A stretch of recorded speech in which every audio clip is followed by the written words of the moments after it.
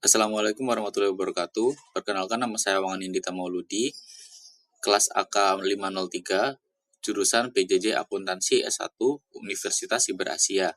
Di sini saya akan mempresentasikan terkait resume jurnal Analisis Manajemen Risiko Pengguna Sewa Guna Usaha atau leasing di Indonesia. Jurnal oleh Febi Ayu Syahputri Gurning tahun 2022. Latar belakang penelitian. Di jurnal tersebut ada dua latar belakang mengapa penelitian atau jurnal tersebut dibuat. Yang pertama, penurunan perusahaan. Jumlah perusahaan leasing di Indonesia mengalami penurunan signifikan sejak pandemi COVID-19, mempengaruhi stabilitas industri dan perekonomian. Resiko utama yang dihadapi mencakup likuiditas, kualitas pembiayaan, dan tata kelola, yang memerlukan perhatian khusus untuk manajemen risiko yang efektif. Tujuan penelitian yaitu mengidentifikasi resiko leasing. Penelitian ini bertujuan untuk mengidentifikasi dan menganalisis resiko yang dihadapi pengguna leasing di Indonesia serta menilai efektivitas manajemen risiko yang diterapkan. Sumber data yang digunakan untuk penelitian bersifat kualitatif, dengan jenis dan sumber data yang diperoleh dari literatur ilmiah, termasuk buku dan jurnal, serta data sekunder dari lembaga industri. Metode penelitian menggunakan pendekatan dan teknis analisis. Pendekatan penelitian ini bersifat kualitatif dengan teknik analisis berupa reduksi data untuk mengidentifikasi risiko serta strategi mitigasi yang diperlukan. Peranan dan hubungan dalam leasing. Pihak dalam leasing yaitu ada 3 pihak utama, yaitu lessor, lessee, dan pemasok. Peminjam yang dipinjamkan dan pemasoknya. Hubungan ini berpotensi menimbulkan risiko keuangan dan operasional. Risiko yang muncul antara lain risiko likuiditas, kualitas pembiayaan, dan tata kelola yang tidak efektif, mempengaruhi keberlangsungan perusahaan. Ada 3 jenis risiko utama yang dihadapi oleh perusahaan leasing. Yang pertama, risiko pendanaan dan likuiditas. Ketergantungan pada sumber dana dapat menyebabkan perusahaan leasing menghadapi masalah likuiditas yang serius jika tidak dikelola dengan baik. Yang kedua, risiko kredit. Diversifikasi portofolio merupakan strategi penting untuk mengurangi risiko kredit dan memastikan keberlangsungan perusahaan leasing dalam menghadapi potensi kerugian. Yang ketiga, risiko operasional.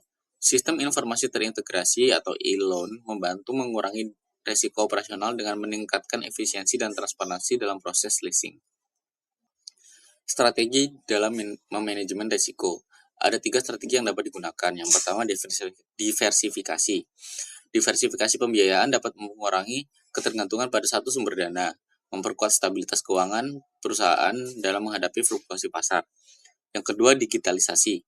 Penerapan sistem digital seperti e-loan meningkatkan efisiensi dan mempermudah akses informasi, memastikan proses pembiayaan yang lebih transparan dan cepat. Yang ketiga, analisis 5C. Analisis kelayakan pembiayaan menggunakan 5C membantu menilai risiko serta secara menyeluruh dengan mempertimbangkan karakter, kapasitas, modal, kondisi, dan jaminan. Peran asuransi dalam manajemen risiko leasing. Melindungi aset dan pengguna. Asuransi berfungsi untuk meminimalkan risiko kerugian aset, memberikan perlindungan yang diperlukan bagi lessor dan lessee dalam transaksi leasing. Kesimpulan dan implikasi. Risiko dalam leasing.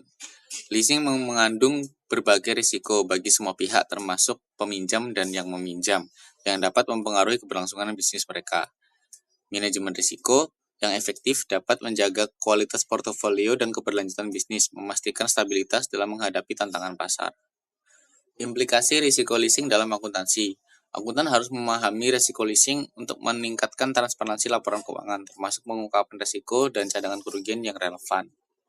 Rekomendasi untuk perusahaan leasing. Pengawasan.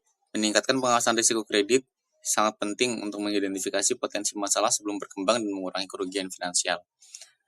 Teknologi. Memanfaatkan teknologi informasi dapat meningkatkan efisiensi operasional dan mendukung analisis data untuk mengambil keputusan yang lebih baik di perusahaan leasing. Yang ketiga, kerjasama. Kerjasama dengan lembaga asuransi dan regulator akan membantu perusahaan leasing memitigasi risiko dan memastikan kepatuhan terhadap regulasi yang berlaku.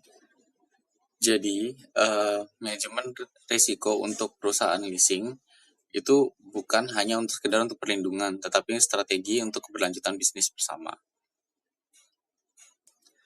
Terima kasih atas perhatiannya, kurang lebihnya mohon maaf. Assalamualaikum warahmatullahi wabarakatuh.